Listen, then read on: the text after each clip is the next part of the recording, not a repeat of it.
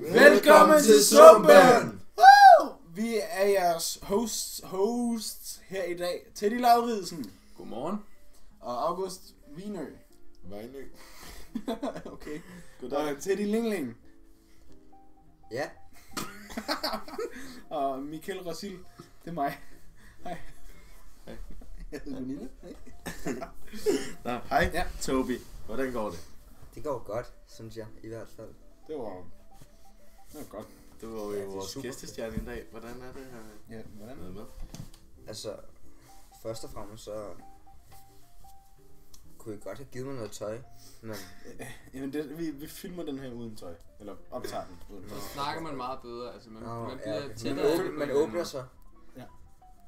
Det er halvdelen af os gør, ikke? Nå ja. Ja. Man føler sig bare lidt mere fri i det. Altså, Ja. man har ikke rigtig det, der sådan holder sig tilbage. Men, Den er det, tøjet. det gør de her kæder. Jamen, det er også det er sådan, det er til senere. Nå, okay. Det behøver du faktisk ikke at sige. Men udover at jeg er nøgen og hænger fast i kæder, så har jeg det rigtig godt. Fuck, hvor nice. Nice. Det kan du faktisk ikke blive meget bedre. Nej, det er faktisk ret godt. Ja. Hvad synes du egentlig om Sumpen og den nye indretning? Jeg synes, det er fedt. Altså, jeg har jo også lige, eller vi har også lige flyttet lidt om på vores ting. Inde på Astra 4. Astra 4, ja.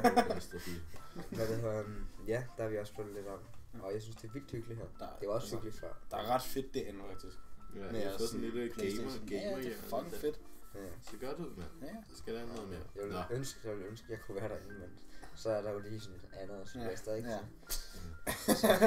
Det er jo så selvfølgelig lidt Det, irriterende. var, det er hyggeligt. Ja. Det kan vi godt lide. Ja. Vi har et tema i dag. Ja. Vil du introducere det, August? Ja, det er film med undertemaet jul. Så sådan julefilm og sådan jul og film sådan separat måske, sådan lidt forskelligt snakker vi lidt om. Ja. Det er jo ret oplagt, siden det er altså vi er film weekend her lige om lidt. Og at det er... Det er jo... Og det er den 1. 1. december! december! Hey! Ja. 1. december, det er jo juledag. Ja. Det er jo første dag i julemåneden. Det er det i Det hvert kan fald. ikke løbe fra, det er rigtigt, det er det. Nej. Ja. Ja. Det er bare fedt. Ikke Vi løbe håber- for julen, Nej. hvis det ikke. Så fuck til det. Nej, vi håber I har fået nogle gode gaver i de par dage her af jeres nissevenner og kalendervenner og sådan noget. Ikke også? Det er meget Venner? hyggeligt. Jo, det er jo bare Det er i sgu dag, i hvert fedt, fald. mand. Ja, det er også hyggeligt med nissevenner og sådan noget. Så længe de giver noget, selvfølgelig. Er I glade for jeres nissevenner? Det ved jeg ikke. Min nisseven har kun givet mig sådan 50 kroner. Det er fucking skønt. Men er I glade for dem, I er nissevenner for? Var jeg sådan lidt mere? Ja. Ja, Ja, den er ret god her. vedkommende skal nok blive god. Det skal nok være rigeligt med sex. Hvad? Hvad? Okay, Teddy. Nej, det er Fuck, for hvor klamt det er. Ja, det var næsten. Ja, det er ikke Er det Lone? dig. Nå, okay. Jeg tror lige, du skal ikke tage min dame, jo, altså. Er der nogen, der kan have Lone? Toby har Lone. Tobias ejer Lone. Nå, Eller nå, er altså- også en del af det? Nå, ja. Ja. Hvad? Er de det? Men jeg tror ikke Lone er en del af nisseven. Ellers så ville det være fucking sjovt at have Lone som Lone, nisseven. ville jo være sej. Lone, hun ville være med, men hun skal jo ud og rejse. Ej, Nå, ja. bare give hende joints. Alt. Sådan en lille oregano i sådan en lille plastik. Der var sådan et billede af Sander, og sådan sådan lille Sander. Åh, nej. Sat dig med en nissehue på og en joint i munden. Spøgelser. Nej, det var genialt. Ja. Nå, hvad? Det der med film og sådan noget, hvor mange bliver egentlig i weekenden af jer? Altså, Eller- jeg regner med, at jeg bliver. Jeg bliver også. Det er hele bunken, så. Det er godt. Prøv med lov. Sådan, det er fedt. Så skal der filmes. Nå. Altså, ja. Håber jeg. Hvad? Hvad? Det håber vi andre også, selvfølgelig. Hvad Altså, sker der, August? gør vi. Det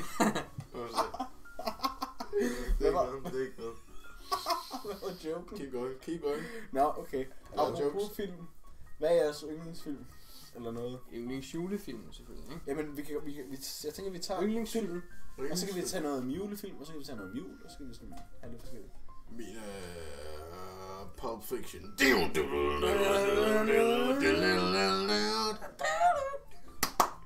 Ja, den er lækker. Den er fodret. Og nu blev vi lige copyright striket der. Nå, jeg faldt. Du er så god til musik, så du kan Hvis sige. I ikke kan høre Når han noget, er den bedste, så den er på ingen måde sådan out of tune eller noget som helst. den er fuldkommen single. Har faktisk små højsager indbygget i min mund, så jeg kan lede præcis. Så Så det er faktisk ikke god. Det er faktisk bare sådan Same. Hacker. strøm og sådan ting og elektronik og sådan noget inde i dig. jeg er en cyborg faktisk, hvis man Musik, cyborg. har elektronik. Så er det jo også klart, du er den bedste, jo. Hvad hvis man sluger sådan en lille sporepille, eller sådan en pille, hvor der er sådan noget... Jeg sådan synes, vi kører spor af. Så, Ja, det er vi nok. så er man vist nok en cyborg. Hvad så, når du skider ned igen? Så er du ikke en cyborg længere. Så er du en cyborg for en dag. Så, ja, Det kan man godt sådan en dengang jeg var en tv-serie. cyborg. Jamen, der sker... Altså, det er måske ikke så fed en tv-serie, hvis det er en mand, der sluger en pille, og så skider han den ned igen. Jamen, hvis der er sådan flere, der sluger en pille og skider den ud om kaffe. Nå, det kunne man måske godt lave noget. Ja. Det kunne vi godt lave her, og så spise sådan, vi kan sluge en hel pikkel, og så se, hvem kan skide ned først. Ej, er det ikke sådan noget som ætser op nede i mavepikken? Det ved jeg ikke. Majs. Ja. Men der er det jo kun De majs. skal spise sådan en helt majskande, og så skal man sådan... Men det er jo kun majsskallerne, der ikke bliver... Nej, det er Ja, ikke du majs. kan godt se det sådan i Nej, sådan det er inde i lorten. majsen, det bliver... Ja. Nå. Hvad det hedder? Ætser. Det er fordi, der er sådan nogle ting i majsskallerne. Har du prøvet? Jamen, Og det er måske ikke godt at spise majs. Hvad nu hvis man bare lader være med at spise noget som helst andet end majs i sådan 3 dage? Bliver det så bare sådan ren sammenpresset majs skaller, Ja, der kommer ud? det tror jeg. Det er jeg ret sikker på, at det gør. Ja, jeg tror faktisk, jeg vil tage det op til det test. Skal Men det? så skal du jo kun spise majsskallerne. Nej, men man vil godt spise Nej, jeg må godt spise ætser i vand. Fordi så kommer nemlig brun lort ud i form af det. Så du skal, Fy for Så du helvede. skal tager en masse pille majs alle og majsen. piller alle skallerne af. Bare sådan, har sådan 10 kilo majs råkost. Men det kunne også bare sådan, så det er fucking meget majsskaller i det der lort. Ja, Altså, ja, det kunne også. Altså. men Nå, Pulp Fiction. Pulp Fiction. Ja. Du har en plakat af det hele. Den er ret fed, faktisk. Hun er lidt lækker, Den er- men ej, hun er faktisk helt igen. Jeg synes ikke, hun er så kendt. Nej, Der står der ikke hende der Uma Thurman. men hvorfor har du sådan klippet et hul i hendes mund? Det er fordi, at det er sjovt at sætte munden op på, og lade som om man er hende. Det er faktisk sjovt. Har I prøvet det? Bare et billede ud af nogen, og så klippe munden ud, og så sætte sin egen mund på. Altså, jeg Og så vil ikke ligner gøre det det på faktisk den der, fordi Nej. det ser lidt fedt ud. Ja, men ja, Pulp Ja, Fiction. ja. Pulp Fiction. Ja, Hvor mange her har set den? Eller hvem har ikke set den? jeg tror vi alle sammen. Har jeg altså? Ja, godt nok. Fedt. Nej, nu kommer copyright på igen. Jeg føler også rigtig hurtigt, at jeg kan blive sådan, sådan lidt sådan stemt ude her, fordi I er sådan 3 filmnørder jo. Vi er jo Astra-drengene, ikke? Altså, Vi er vi er seje. filmholdet. Så jeg kan ikke, jeg kunne forestille mig, at jeg sådan røg lidt bagud om ikke så længe. Nej, men du er bare speciel jo. Ja. Det er jo det, der er det gode. Men det er da ikke fedt. Ja, Teddy, hvad er din yndlingsfilm? Min yndlingsfilm. Ja. Sådan din absolute favorite Shit, men det kan jo ændre sig sådan fra dag til dag. Men Altså, sådan hvis lige du nu, ser- hvad, sådan, hvis, du har lyst, hvis du skulle se en film lige nu, hvad Hvis jeg skulle skulle det se en film lige nu, Ja. så ville det jo nok være en, jeg ikke har set. være? Men hvis det er en af dem, du har set, som En af sådan, dem, jeg den har er så set. fed, den er virkelig lyst til at Så se. lige nu, så tror jeg gerne, jeg vil se Back to the Future 2, for der er vi ikke kommet videre. Fuck, hvor nice. Det er vi noget har- skridt, vi har det set er, hvor han etteren rejser her. frem. Eller Og det er også en rigtig fed, det er også en Til rigtig fed 2016. film faktisk. Nej, Nej, 15. Undskyld, 15. Og så fucking dumt. Den altså. 21. oktober. Altså i grunden så er det jo, altså holder mange af tingene, de har opfundet der. Vi har jo teknologien til at Ja, vi har den hoverboards og det hele. Ja, det er Det er faktisk... ikke et hoverboard. Det er et checkboard. Jeg ved det Jamen, det tæller stadig. Det Nej. popper jo ikke. Jo, Det jo, tæller ikke en hvis du skid, bare det- propper et tæppe over, så ligner det, at du sådan Ja. en ægte magiker og sådan noget. Hvad Så mindre er tæppet det rydder op i shit. hjulet. Ja. Det kunne man faktisk godt gøre. Ja, det er faktisk ret sjovt. Faktisk Vi har jo et tæppe. Vi har et tæppe. Jeg Fuck, det tror, kunne vi jeg godt tror prøve. måske, hvis tæppet det bliver trukket ind under hjulet, og det lige bliver trukket op. Så slår man sådan lidt. Så, må Ja, så man kører man lade bare sig videre, så kører man bare med sit tæppe. Sådan, Det er stadig flyvende tæppe. sådan rulle det rundt om jo. Ej, det ser sindssygt ud. Men du har ikke set Tilbage til Fremtiden 2? Jo, jeg har set Nå, okay. Jeg har set dem alle. Det er også god. Cool. Den er... Man skal da i træerne, det er ikke sådan lidt fucked up, de tager til cowboy-tid. Jo, men den kan faktisk, det er faktisk den, jeg bedst kan lide af alle sådan sequelsene. Sigbrudsen. Sequelsene. Ja. Efterfølgerne. fordi den er sådan... Toren er meget dyster, og sådan, det synes jeg, det passer ikke så godt til. Hvad er det, der sker i den? Toren, Ja. der er der sådan, ham der Biff-dyven, han Det får får sådan, fremtiden, jo. han bliver sådan, han kommer til at herske over den by, de er i. Nå ja, Ja. det er rigtigt. Og det er så meget, han minder om Donald Trump. Det. Hvad er det? Han ligner ham også lidt. Ja, han ligner ham, ham der Donald Trump. Og det er lidt tegn. Der bliver bare fyldt med rockere og sådan noget. Tidsrejsende hunde. Ja. Det er faktisk Er det ikke allerede fucked sket? up franchise. Tidsrejsende hund. Ja, nej. Men Tidsrejsen nu her med det. lige noget maven. Ja. Men ja, det er en fed serie. Nå, Tobias, har du noget yndlingsfilm? Altså, skal det være sådan en Hollywood-film, eller må Det man ved godt jeg sådan... Lige det, altså, du har lyst til. fars Altså. hjemmelavet. Nej, Tommy. Altså, fordi det er jo sådan... Der er jeg jo sådan hovedperson, så Ja. det er jo... Jeg tror ikke, du kan vælge noget, hvor du selv sådan Okay. spiller. Nej, det Okay, så jeg kan i hvert fald ikke vælge James Bond. Nej, min yndlingsfilm, det er nok... den skal være en, man har set, så... Now You See Me Too. Toren der. Når Ja. den der magiker ting. Ja. Der kunne magiske Men det er fordi, jeg lige har set den, så derfor kaster jeg godt lide den. Mm. Jeg går kaster med nogle kort og sådan noget. Nå, er det det, I har det for? Nej, jamen, de kaster med nogle kort til mig, og så laver de en magi, hvor de stopper regnen og sådan noget. Damn, så. Det er ikke bare sådan noget amatør magi. Så Det er magi, sådan- ligesom vi gør. Black Magic, sådan noget Lucas laver. Ja. Det er rigtig sjovt. Hvad er din yndlingsfilm, Mikkel? Ja, det er jo så lige der, hvor det kommer, at jeg sådan ikke rigtig ved, hvad jeg skal svare. Og det er derfor, jeg sådan... Altså, jeg har et godt bud. Hvad er det? Freddy vs. Jason. Nå ja! Det er Nej! Batman vs. Robin. Ej, No. Ej. stop. Den klassiker. Folk på Det er satan. den- Hello, Teddy! I'm Batman! Er det den med Arnold Schwarzenegger? ja. Ja, det er. Nice to meet you. Ej, What killed the dinosaurs? The Ice Age! forfærdeligt film. Save us, Batman! Det er en af dem der næsten er så dårlig, at den sådan bliver god igen. Jamen også så vender den så op igen, sådan bare skidt. På alle måder. Alle tænkelige måder. Nej, den er faktisk overhovedet ikke god. Jeg kom lige i tanke om, hvad den hedder. Sådan en film, som vi skal se, det er Amazing Bulk. Amazing Ball. Ja, det er sådan en, Kender jeg. det er sådan virkelig lavbudget film, der prøver at lave et eller andet med hulken, men det er bare sådan, den er lilla, og den er bare sådan tyk. Hvorfor er den lille? Og det er alt sammen er lavet sådan green screen, og baggrunden, at det ligner noget, de har tegnet i paint. Så fucking skidt. Den er, The Bulk. The Amazing Bulk. The Amazing Bulk. Det, og den fra? sådan 2009 eller sådan noget, tror jeg. Det er så skidt, den skal Det er vi altså virkelig også til. det. Men hvorfor er Hulk blevet lille? Men det er Lille ikke Hulk. maling sådan... Det er ikke Hulk, men det er bare sådan en... Det er sådan en rip-off Hulk. Ja, Ah, Altså, made in China. Mm, ja. Same. Så det var god. Jeg ved ikke, hvad man nu film er.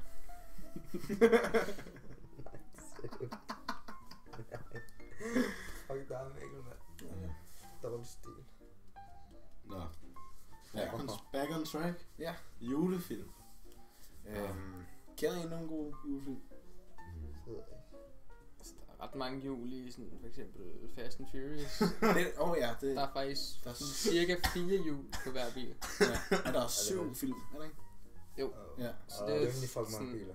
Ja. Ja. Så prøv at overveje Cars 2. Cars 2. Hold Der er da mange op. Der er fucking mange jul. Fy for helvede, mand.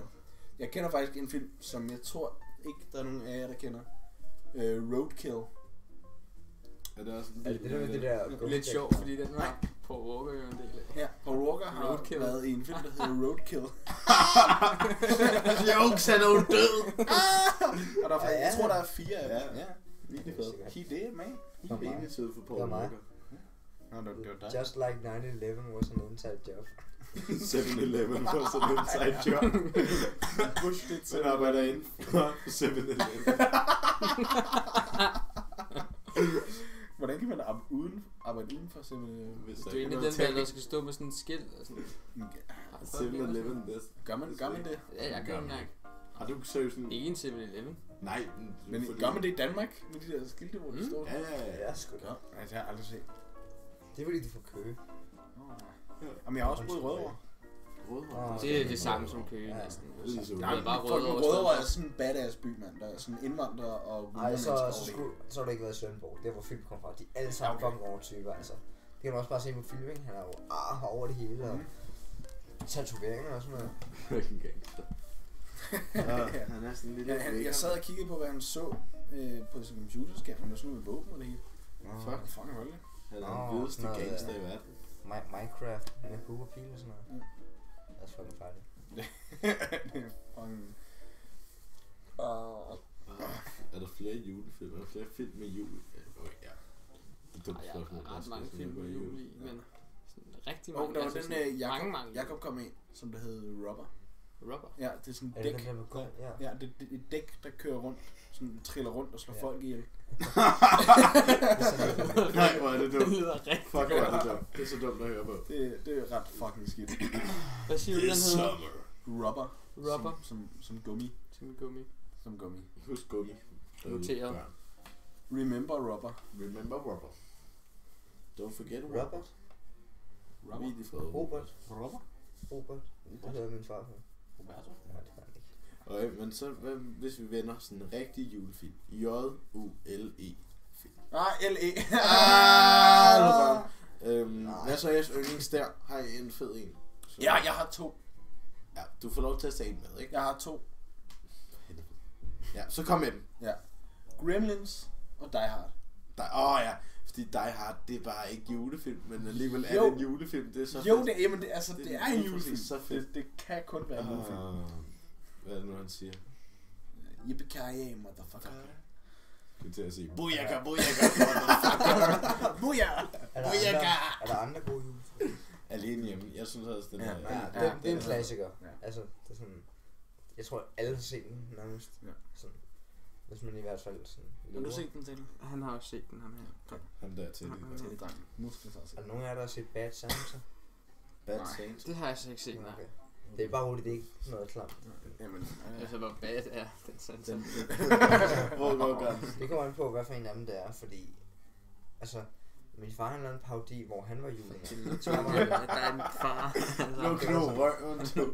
Der var han det kan han jo ikke, hvis han sparer spil. Ja, jeg tror den ringmuskel i en tidspunkt i hans barndom har sagt, Ja. ja, det fosser ud af mig, den lort. Ringmuskel, har man sådan en? Hvad er det? Ja, ringmuskel. Hvad? Den er til mig på Der hvor tursteg, du der bruger spiste ud, det. er det ikke bare sådan en hud, du kan sprede så meget du vil? Så meget du vil. Så meget. Nej, Hvor hvis man går også en Ja. kæmpe fald ned i. men er det ikke sådan en hud herude så? Nej. Er det ikke? Jo, det er der hud herude så. Det er ikke... Til nu stille.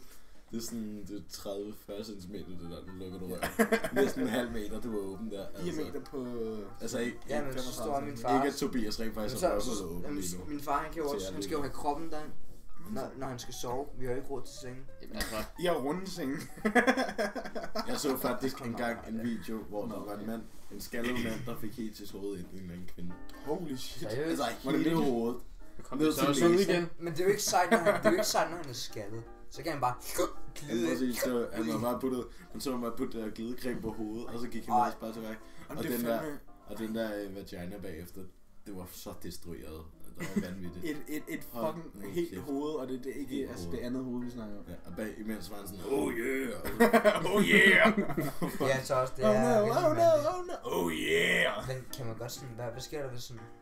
Hvad nu som prøver sådan at gøre det for at være ond, ikke? Så stikker han hovedet op, og så lukker hun bare sammen. Dead motherfucker. Så kan han bare sådan... Ligesom den der scene for Friends, Så drukner man sådan næsten bogstaveligt talt i pussy. Ligesom Altså, Philip. Ja, så tror jeg faktisk ikke, man kan få vejret. Nej, jeg tror, du ville sådan dø, hvis du Jo, stikker dit hvis, hoved man, op i hvis, du, sådan hvis du finder urinrøret og stikker sådan en sugerør ind, så kan du godt sådan gøre det op igennem næsebordet så. Prøv at overveje at få et sugerør, det der skarpe plastik, der er i urin. Nej, det gør ikke godt. Ah, Det gør tørt. ikke godt. Det gør ikke ondt, hvis bare sådan du har foldet det en gang først, sådan, så det er sådan glatteragtigt, så kan I godt stikke det ind, og så bare sådan give slip, og så køre det ind. Indtil I når til de der, I ved, der er sådan nogle små riller på sugerør, før man kan bøje dem, ikke? Ja. Ja, når I når til det part, så er det sådan, så har man lyst til at stoppe, men Jeg bliver Altså, når for ens farmens far- skyld. Når ens far står og filmer, så kan man jo ikke sådan... Man kan ikke bare skuffe ham, vel? Så, For helvede, Det kan man jo, det kan man jo selvfølgelig ikke. han føler sig lidt tvunget, ikke? Også fordi han står med en kniv og sådan noget. Gør man det så for sådan den ende, hvor der er langt til rillerne, eller hvor der... Ja, fordi gemmer jo bedste til sidst. Okay. I hvert fald ifølge min far. Så. Et stykke med musik, hvad siger I, drenge? Men har du noget musik, vi kan spille? Et eller andet julemusik, det finder Altså, vi. der er i hvert fald Astrid Jamen, så 3 skal vi sang. passe på copyright og sådan noget, jo. Der er en Astrid 3 sang. Vi spiller har Astrid jeg også 3. Ja. Så spiller vi det igen, den er så god. Nej, slap af. Vi kunne... Jeg tror, vi kan nok godt finde en ikke-copyrighted julesang, som vi kan sætte ind. Julene på bussen drejer rundt.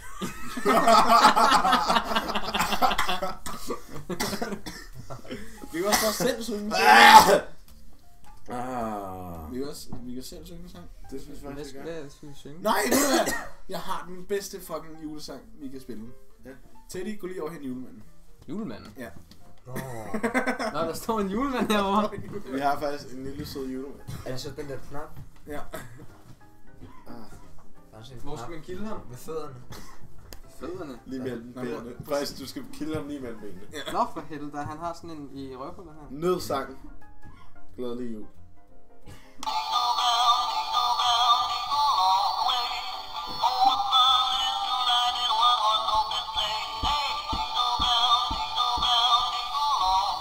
Det bliver jo også totalt meget copyrightet, det her.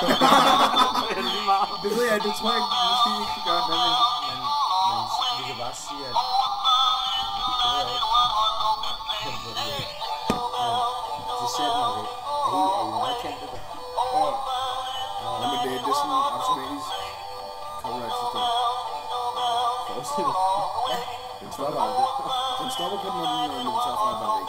Eller, Hey, jingle bells, eller hvis man stikker jingle en finger op hårdt. Ja. Så. Det var en fed sang. Ja. Tak for det, Mikkel. Det var slet. Men jeg tror ikke, det er, fordi altså, det er jo den der, der er ingen der indtaler til specifikt den her, tror jeg. Man kan ikke copyright et fucking stykke legetøj. Nej, altså. Det er simpelthen for Og dumt. hvis man har gjort det, og sådan lagt det ind i det der automatiske fucking system, så er man fandme en nød. Og det, ja, der er jo, altså, så skulle han have copyrightet sådan, så der ikke var folk, der havde optaget deres egen legetøjs julemand, og så lagt det op på YouTube, og så har man hørt det. Altså, man køber ikke den der fucking julemand for at høre musik på den.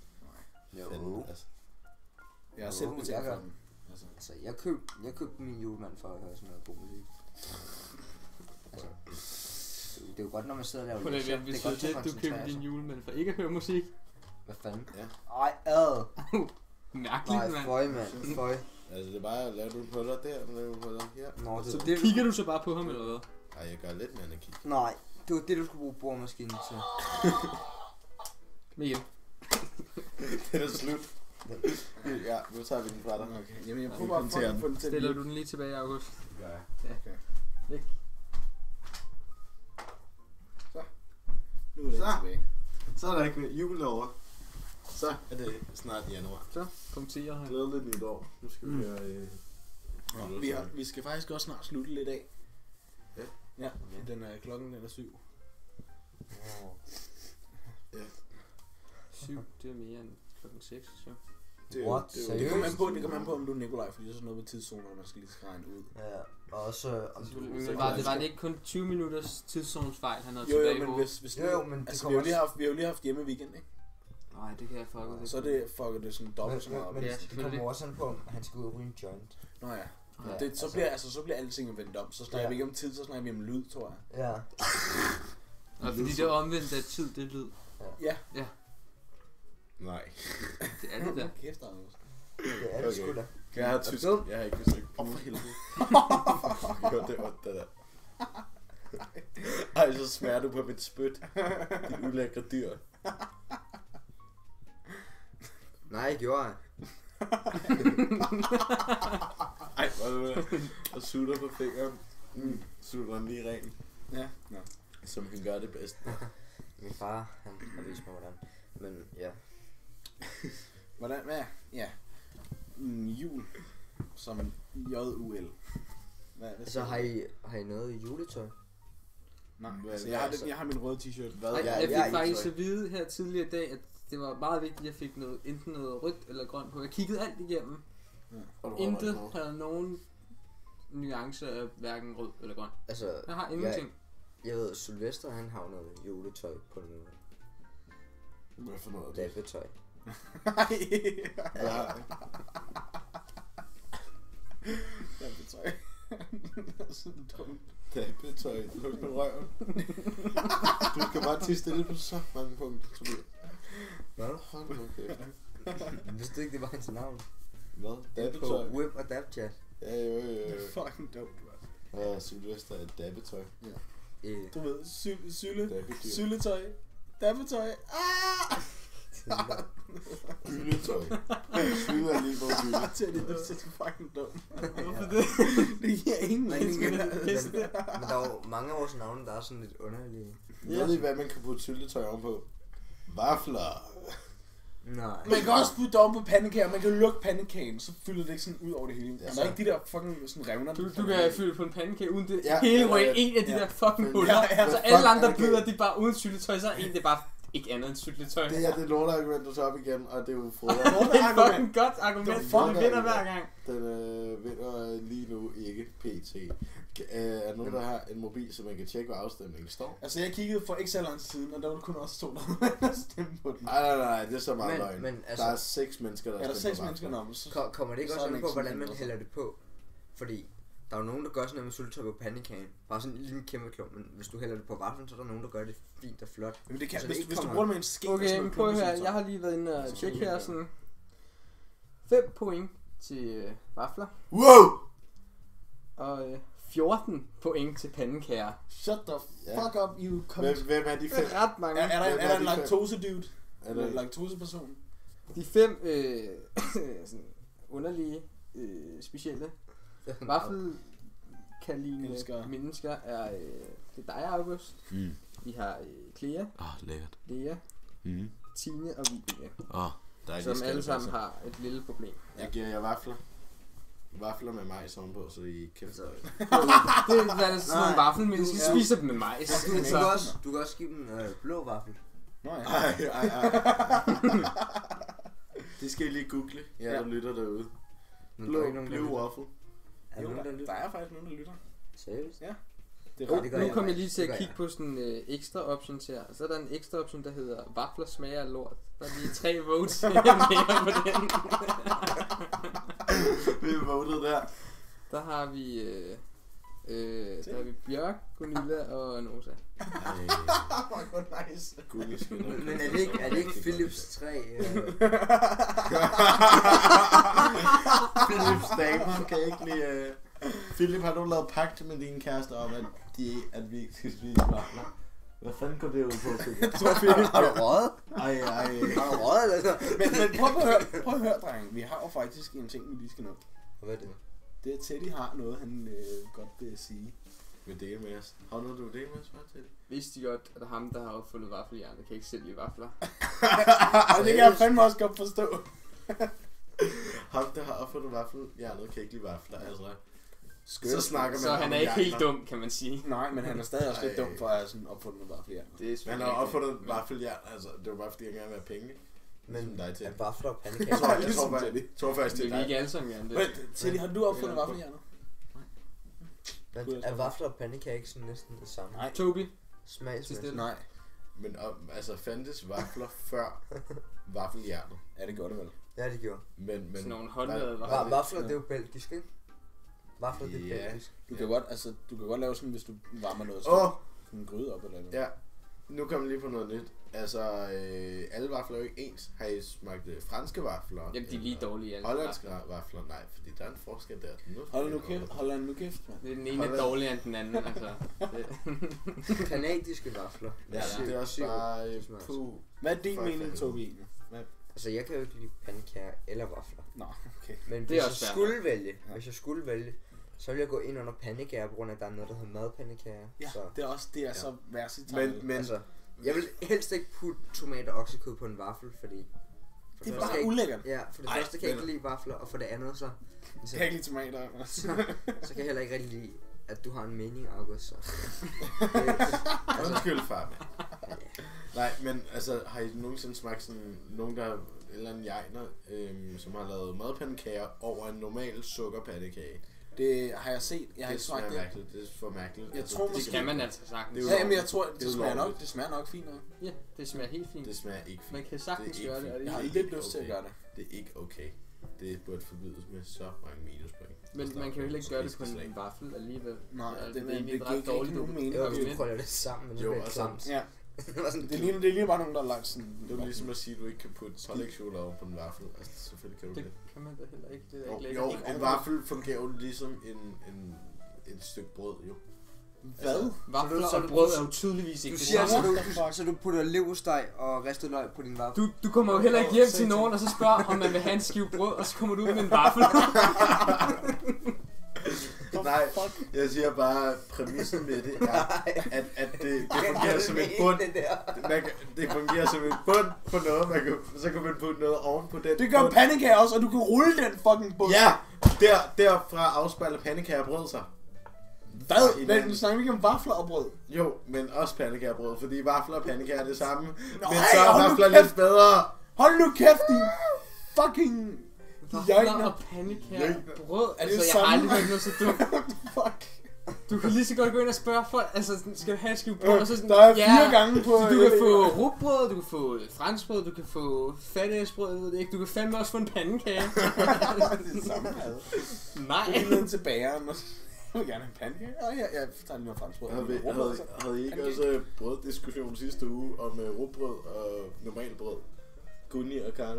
Det kan godt være. Det tror jeg, ja. Er du det? Hvorfor har vi med brød? Der er et eller andet med det. Vi bryder os sgu ikke om det. Altså vaflerne. Booyaka! Men, må jeg så lige spørge om noget? Ja. Hvis der var vafler til bollepause, ville I så ikke spise dem? Jo, det vil I. Jo. Jamen ikke hvis, Men hvis der var pandekager også også, var hvis der var pandekager, ville du så ikke også spise?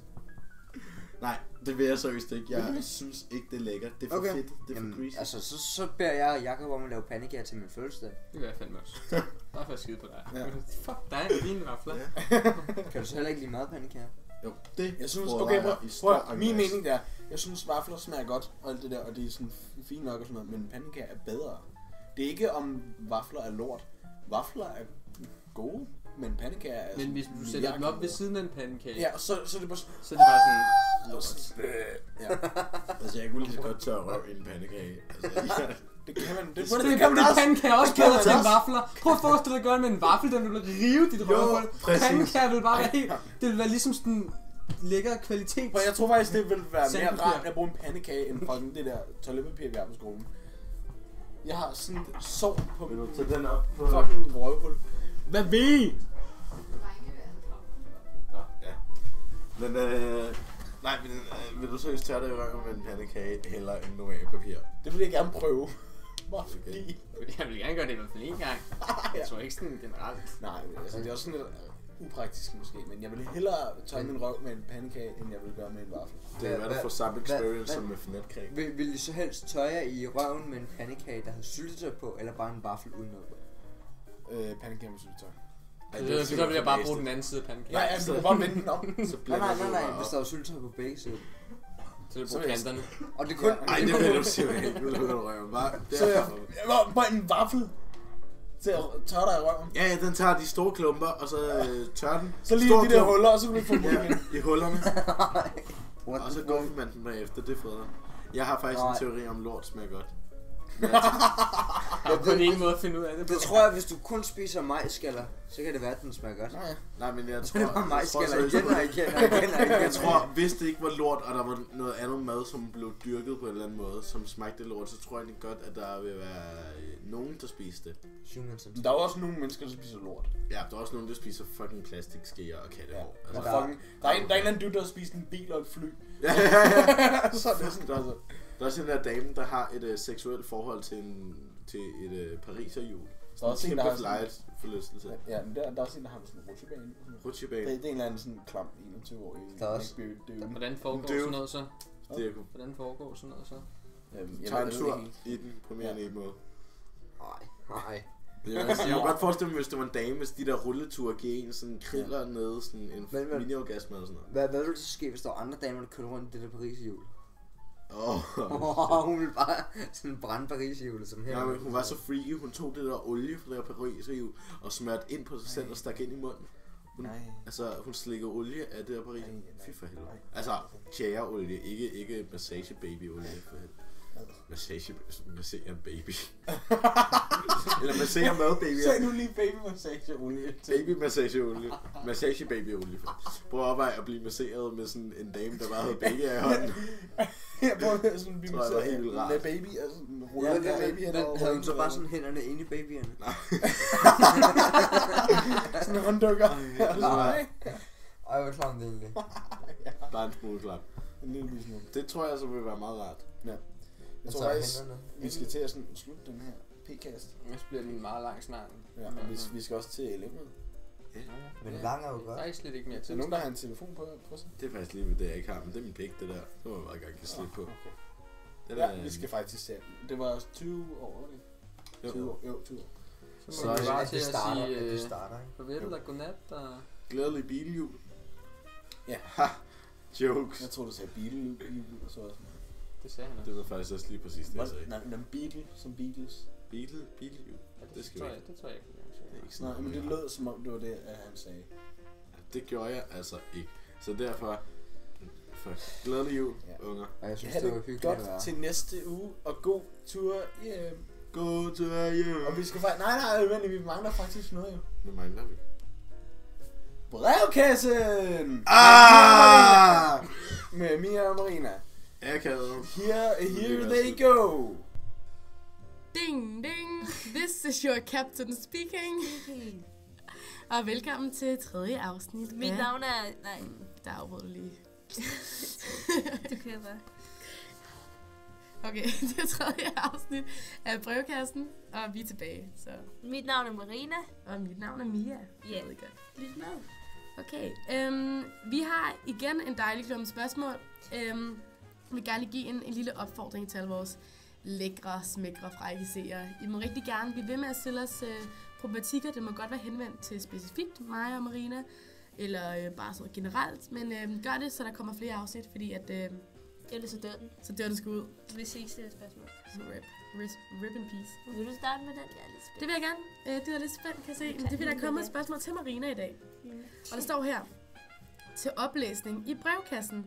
Marina er den bedste på hele LA. Knus fra hendes nisse. Nå! Det er lidt sødt, hva'?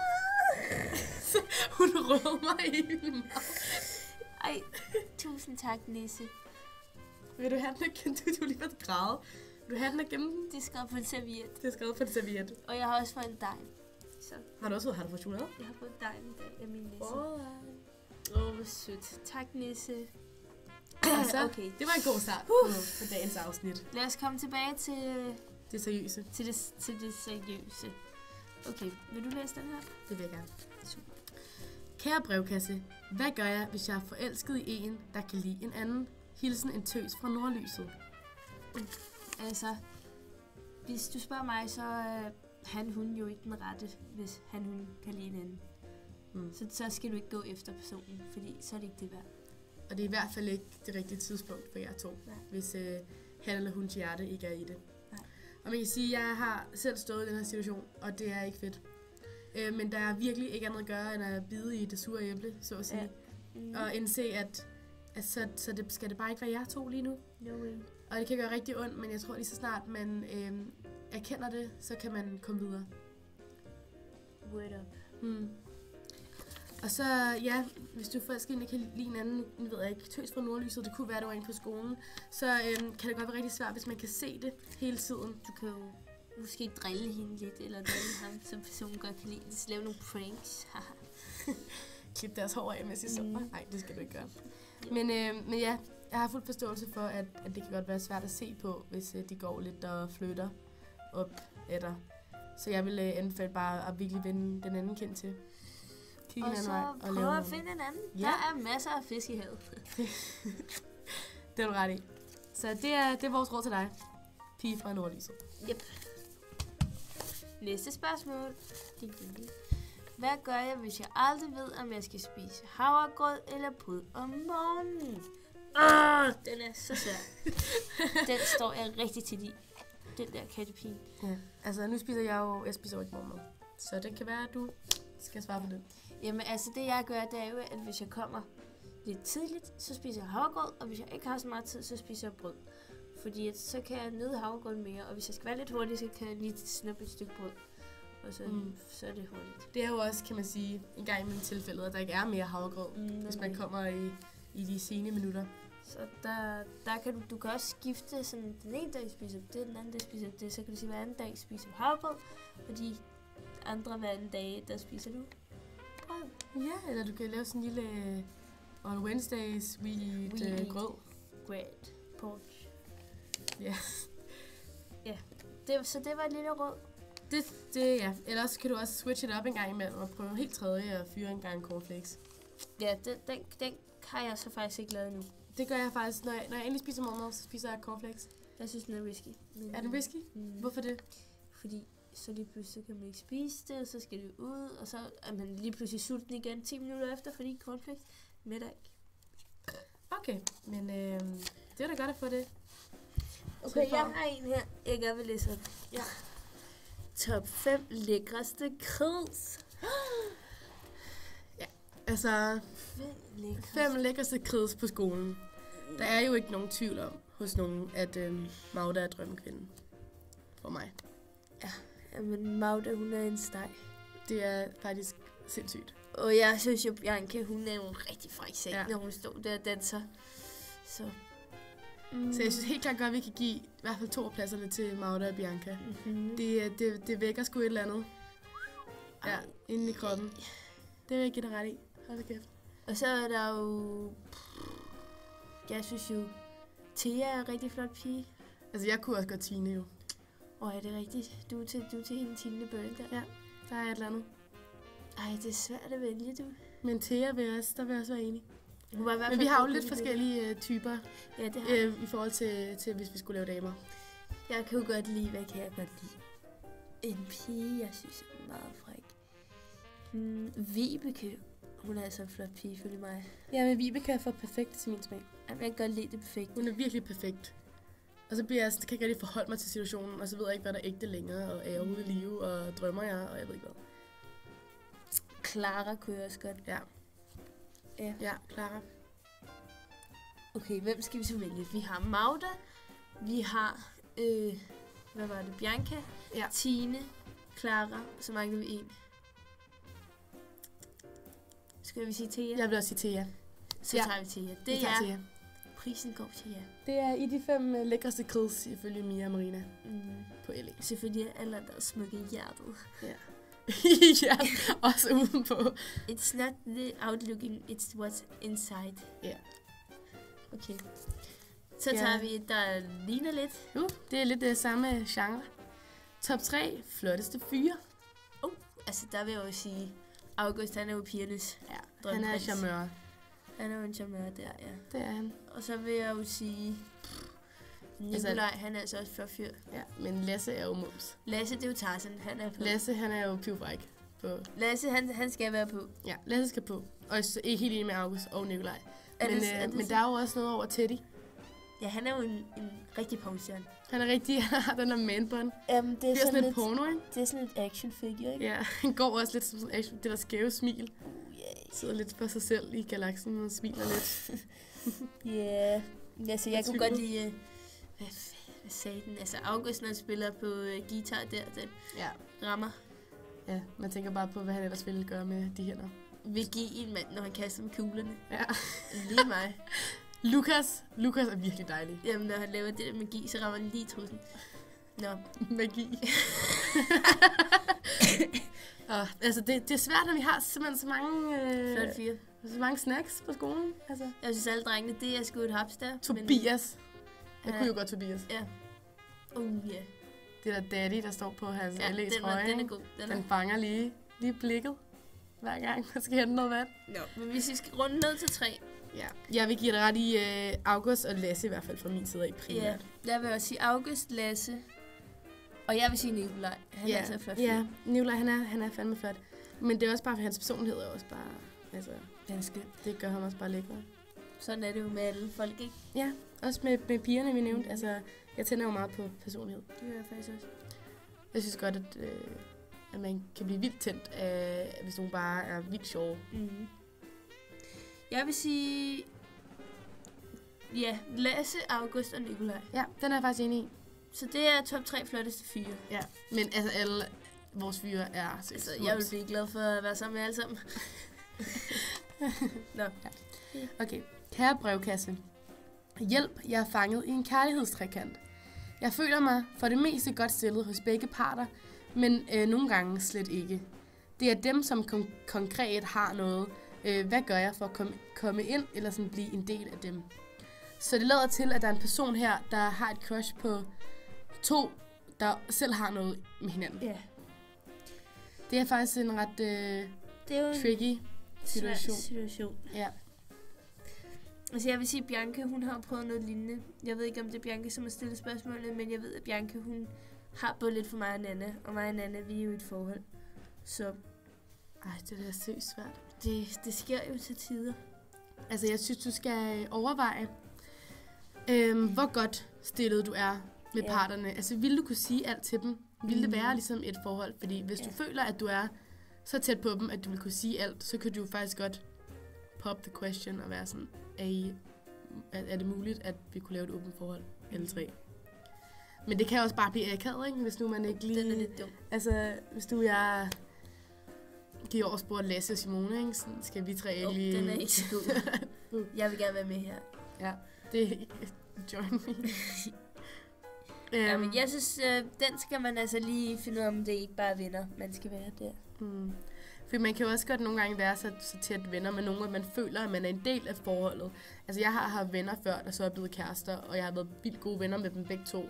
Og så kommer der noget jalousi, og nogle gange så er det faktisk ikke sikkert, at det nødvendigvis er på grund af romantiske følelser. Man kan godt bare føle lidt, at ens venskab er blevet troet i en eller anden forstand, ikke? I og med, at de så er gået hen og udviklet noget seriøst sammen. Så jeg synes, du skal tænke lidt over situationen, og så ellers så snakke med dem om det, og være sådan, ved du hvad, I 2 kunne hinanden, og I gør hinanden, og jeg kunne jer 2, og hvad skal vi gøre? Ja. Kunne I mig? Sig det. Sig det med blomster, ikke? Eller? Ja. Næste spørgsmål? Ja. Så står der her på næste spørgsmål. Kære brevkasse, hvordan afviser man en fyr i byen på en ordentlig måde? Det synes jeg er et rigtig godt spørgsmål. Ja. Altså, der vil jeg jo sige, den har jeg lidt svært ved at svare på, fordi jeg har bare lidt svært ved at afvise fyre på en ordentlig måde. Så det ved jeg faktisk ikke. Så det kunne måske være det faktisk for dig, der har spurgt. Det kunne godt være mig. Nu spørger jeg dig, Mia, hvordan gør man det? Okay, men altså, jeg ved ikke, om jeg vil kalde mig ekspert på området. Ekspert. Det er sådan lidt ja. Men jeg har sgu oplevet det, og det er så svært, for man vil jo ikke gøre dem kede af det. Men jeg synes også, det har meget at gøre med, hvordan de ligesom kommer hen til dig. Ja. For hvis det er på en ubehagelig, eller klam, eller grænseoverskridende måde, så må man godt være lidt... Ja, altså, må man godt være jeg bare... synes ikke, man altid behøver at være ordentlig. Nej, der er jo altid den der ene dreng til festen, ikke? Ja. Og du står bare der helt uskyldig og danser, og så kommer han lige bagfra og skal lige rave lidt, ikke? Ja, han er ikke og der har jeg har sgu stukket en flad før. Ja. Det har jeg gjort. Og ikke at jeg siger, at vold er vejen frem, for det er det ikke, men det her er sexisme heller ikke, kan man sige. Ej. Så, men hvis det er en, der altså, seriøst bare sætter dig ned og sådan, hør nu her, jeg vil dig vildt gerne, og jeg er sgu vild med dig, og du faktisk godt kan lide personen, men ikke på den måde, så er det så svært at sige det på en anden måde. Yeah. Så jeg vil sige, forslag til det er at sige, hør nu her, jeg holder så meget af dig, eller af vores venskab, hvis nu det er en ven, og jeg vil sgu ikke ødelægge det, og jeg har det bare ikke på samme måde. Eller hvis det er en, du ikke kender så godt, så er en klassisk også sige, ved du hvad, du er så sød, og det har ikke noget med dig at gøre, men jeg har sgu en kæreste. Ja, den er rigtig god. Jeg har noget med en anden. Jeg har desværre noget med en anden. Også specielt, hvis man engang har noget, bare jeg har sgu følelser for en anden. Ja, jeg har følelser for en anden. Ja. Fordi at, the heart was what it was. Ja, Selena Gomez, ja, det... Nå, ja. Skal vi bare til næste spørgsmål? Ja, jeg håber, det var svar nok. Det er en lidt svær situation, men helt klart, lyv. Bare lyv, hvis det er. Jeg er gift, og jeg har 8 børn. Hvis du virkelig ikke kan komme ud af den, så er det fint. Og gravhund, der hedder Heidi, ikke? Ja. Okay. Kære brevkasse, hvad gør jeg, hvis jeg føler, min roomie flytter med mig, og det ikke er gengæld fra mig? Hilsen, den forvirrede. Romien. Ja, den forvirrede roomie, ikke? Ja. Jo, altså hvis din roomie har følelser for dig, den er jo rigtig dum. Ja. Eller hvis hun flytter med dig. Ja, altså... Jeg ved ikke, om jeg måske føler, at jeg kan relatere lidt. Ja. Men der sker også ting og sager inde på 12'eren, vi ikke skal snakke om. Nej. Men jeg ved jo godt, at det ikke er sådan lige med mig. Men jeg kan godt forestille mig, at det er lidt svært, fordi at der er jo nogen, der er meget flyttende af natur. Det er jeg, for eksempel.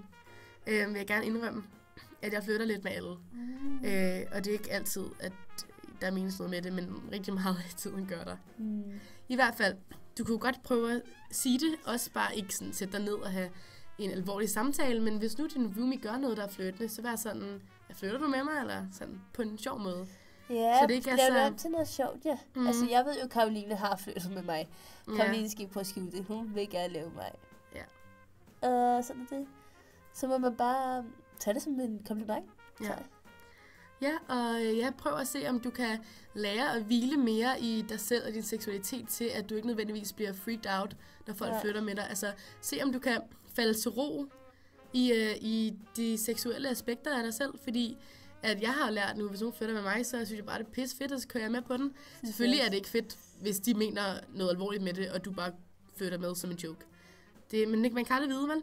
Og jeg har det sådan lidt, hvis det er din roomie, ikke? Altså, så tror jeg sgu, at det er lidt mere alvorligt end... Altså, hvis de rent faktisk har følelser for dig, ville det være lidt mere alvorligt end så harmløs flytning. Så vil de nok sige, Mia, jeg ved ikke, hvad jeg skal gøre. Jeg er vild med dig. Eller et eller andet, ikke? Så jeg tror ikke, du skal tænke så meget over det, og ellers så bare... Måske er det bare deres måde at vise kærlighed på, og det kan godt være, at de ikke mener noget med det. Eller hun ikke mener noget med det. Og det kan være, at du bare skal... tage det til dig og spille lidt med. Hygge dig lidt. De er jo på efterskole. Vi er jo på efterskole. You only live once. Og så videre. Okay. Næste spørgsmål. Vil du læse op? Det kan jeg godt. Kære I to, har I nogensinde prøvet at gruppeonanere, og kunne I tænke jer at prøve det her på LE? Hvis ja, med hvem? Det svarer vi ikke på. Hilsen en, der gerne vil være med. Vi kan godt svare på det første. Har du nogensinde gruppeonaneret, Marina? Det har jeg ikke, nej. Det har jeg aldrig prøvet. Jeg har faktisk først lige fundet ud af, hvordan man gør. Så. For helvede. Så det har jeg aldrig prøvet, nej. Så langt er jeg ikke kommet. Og det er jo også helt okay, ikke at have prøvet at onanere endnu. Ja. Jeg synes jo, det var lidt ulækkert her før i forgårs. Men så prøvede jeg det, og så... Så var det en succes. Altså, man skal bare... Når man er teenager, så sker det. Så sker det. Ja. Altså, jeg kan så godt være ærlig. Jeg har gruppeonaneret. Jeg har også gjort det her på LE. Jeg siger ikke med hvem, fordi at... det er lidt synd for jer, hvis I ved det, tror jeg. Så har man ikke lige det samme blik på dem længere. Og så skal vi gå mere ind i det. Så, lukket. Ja, men altså, det er helt okay at onanere, ja. Og der er ikke noget pinligt i det. Det er naturligt. Ja, og det er også naturligt at gøre det sammen nogle gange, hvis man har lyst til det. Det er faktisk vildt hyggeligt. Og hvis du gerne vil prøve at onanere med nogen, så ved du hvad, så skal du bare gå over til dem og sige, I want to. Altså, skal vi lige rulle lærten sammen? Ja, det kan man godt sige. Og hvis du er en dreng, så... Ja, vi kaster med den sammen. Spil den af. Ja, så at sige. Eller hvad man siger. Okay, er vi ved at være nået til dagens sidste spørgsmål? Sidste spørgsmål. Spændende. Du læser. Du tager den mig. Okay. Kære brevkasse, jeg har ikke nogen idéer til gaver til min nisseven. Har I nogen tips? PS, god 1. december. Den er jo rigtig god, fordi at det er jo lige nogle problemer, vi alle sammen støder ind i her i december. Ja. Altså det der med gaverne der, det kan godt være lidt svært. Altså jeg vil sige, at vi skal også passe på med, hvor meget vi tager udgangspunkt i os selv, når vi svarer det her spørgsmål. Ja, fordi vi skal jo ikke afsløre noget. Nej, vi skal jo ikke afsløre, hvad vi er. Men altså, jeg vil jo sige, at slik, det er jo altid en god idé. Slik, det kan man altid give. Det søde, det er det, Eller der rykker. ja, sådan noget pebernødder, eller... Mm. Ja. Og så tænk på den, jeg vil sige helt klart, tænk på den person, du har trukket. Ja. Og Lyt du, til, hvad personen snakker om. hvis personen er veganer, kunne det være, at du skal købe noget nogle vildt lækre riskiks. Eller noget. veganerpasta, eller sådan noget. Hvis nu personen rigtig godt kan lide One Direction, kunne det jo være en sød ting lige at købe sådan One Direction blyant eller sådan noget. Den lille plakat. Mm. Har du hørt forresten, at Liam han skal skulle være far? Gud, mener det? Det er fucker ikke med dig. Så det er den anden af vores drenge, der flyver fra redden. Ej. Det er hårdere, end jeg troede, det ville være, Ja, faktisk. det er fandme hårdt. Fucking show cold. Altså, Jeg ved ikke, hvem det er. Nej, men der er i hvert fald 10 års aldersforskel. Er Så hun yngre eller ældre? 10 år ældre. Jeg er så ikke klar, hvis det er. Ja, det er sådan 13. Nå, okay. Hvad var spørgsmålet nu? Gaver? Jo, Ja. slik, altid den søde tand. Pebernødder, kage. Ja. Du kan også, hvis du det er en person, der trænger lidt, så kan du hyre Teddy til lige at ligge lidt ind på sengen i nogle roser.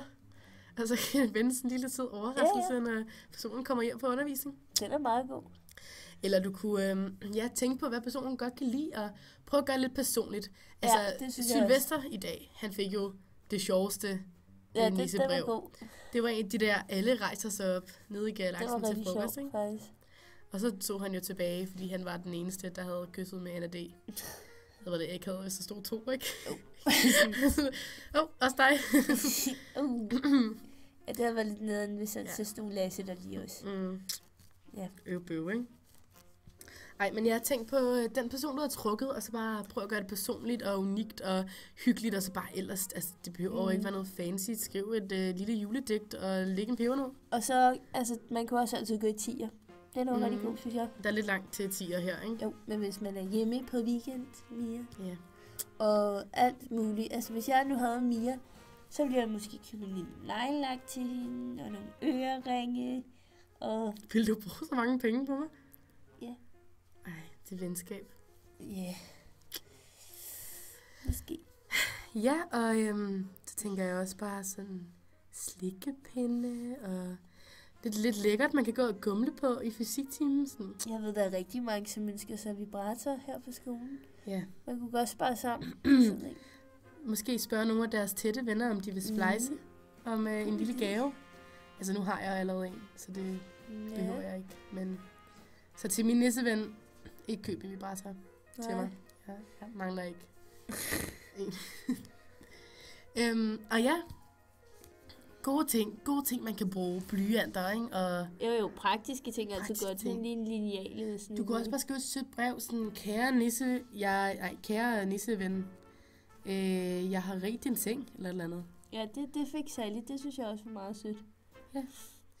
Det er altså lidt nuttet. Altså Sally har jo fået en helt Instagram-profil dedikeret til hende fra hendes nisse. Det er sjovt, ja. Det er en sjov idé. Gør det lidt fun.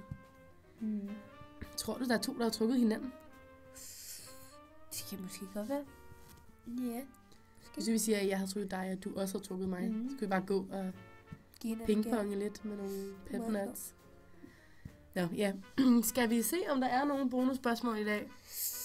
Jo, Mia, ved du hvad? Du kan godt kigge. Skal jeg kigge lidt? Altså,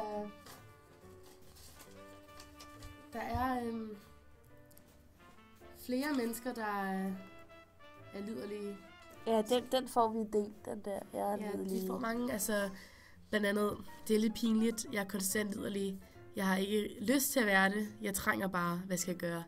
Altså, det er meget sådan noget her, vi får, ikke? Og det er jo ikke fordi, det er den eneste vej frem. Og jeg kan godt forstå, hvis du måske har været vant til at få en del hjemme, hvor du kommer fra. At det godt kan være lidt tørlagt, når man er på efterskole. Altså, it's hard. Det er et problem. Men man må bare blive i sig, og så masturbate, og ellers så bare, leve med det. Ja. Så tror jeg faktisk, det var det for i dag. Jeg vil også sige tak for i dag, og tak fordi I lytter med derude, og husk at stille en masse spørgsmål, fordi ellers så kan den altså ikke holde sig i live. Ja. Og så må I have en rigtig dejlig første uge i december. Ja, god 1. december, og glædelig jul. Glædelig jul. Ej, det var en fed brevkasse. Det var de tøser. Dejlig. God råd. Man slipper Hvad det så? hen til Maria og... For helvede. Din jegner. Ja, Det har vi gør allerede jeg. gjort. Det har vi gjort. De har lige været Ja, nede kommer og- siden du klappede. Og så klappede han tilbage igen. Som Ja. Det er fordi, når jeg klapper, så kan jeg ligesom se, hvor jeg skal klippe. Fordi det er lidt nemmere. Nu Så, Nu har vi nej. lige gjort det rigtig besværligt for dig selv. Nej, fordi jeg kan godt huske, at jeg klappede 2 gange. Okay. Hold din fucking røv. Skal han holde sin røv? Ja. det er bare... Må jeg ikke gøre det? Nå, nu vil vi gerne sige god jul og farvel. Ikke også? Jo. Teddy Lauridsen. Godnat, og sov godt, og god tur hjem, og hils mor fra mig. August Vinø. Hej. Drik masser af kondomer og spis masser med solskin. Husk det. Toby. Jeg har godt få noget tøj. Okay, ikke give mig nøglen til kæderne. Jo, vi skal jo have løb med. Så jo, det må du gerne, men så kommer du op igen. Okay. Det håber jeg godt, man kunne høre. Hvis ikke man kunne høre det, så var Det var det lige August min- maver. Der er knurret af Ja. helvedes Det er til. fordi, han har spist for mange varer. Som en færdig lille tigervis. Nå, ja, og farvel fra mig. Michael Rosil. Michael Rasil. Ja. Kan I have det godt. God tur hjem. Åh. Lå.